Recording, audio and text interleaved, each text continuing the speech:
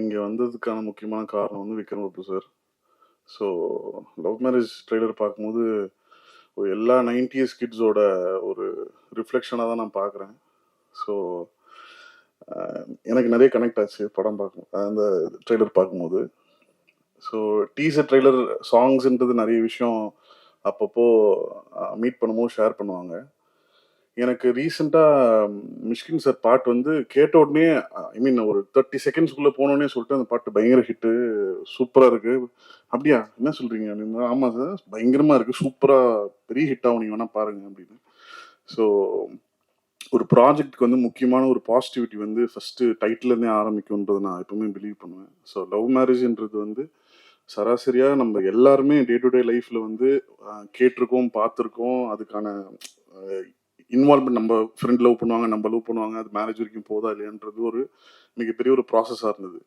So டைட்டிலே வந்து ஒரு பெரிய ஃபர்ஸ்டே வந்து ஒரு பெரிய ஒரு சக்ஸஸ் நான் நினைக்கிறேன். ஸோ என்னோட விஷஸ் வந்து டைரக்டர் சண்முக பிரியன் அவருக்கு. ஒரு புது டைரக்டராக வந்து வரும்போது இப்படி ஒரு ஃபீல் குட் ஃபிலிமோட நீங்கள் வர்றது வந்து வெரி வெரி ஹாப்பி. தென் ஷான் சார், உங்கள் மியூசிக் வந்து நிறைய ஃபாலோ பண்ணிட்டு இருக்கோம். மீட் பண்ணும்போது அவங்களை பற்றி உங்கள்கிட்ட பேசியிருக்கேன். ஸோ அவர்கிட்ட யூனிக்கான ஒரு சவுண்டிங் இருக்குது. ஸோ அது வந்து ரீசெண்ட் டைம்ஸில் வந்து யங்ஸ்டர்ஸ் எல்லாருமே சூப்பராக கனெக்ட் பண்ண ஆரம்பிச்சிட்டாங்க. ஸோ வாழ்த்துக்கள் சார், வாழ்த்துக்கள். சக்தி சார் வந்து இந்த படத்தை ரிலீஸ் பண்ணுறாருன்னு விக்ரம் சார் சொன்னோடனே வந்து I feel very happy because is very safe.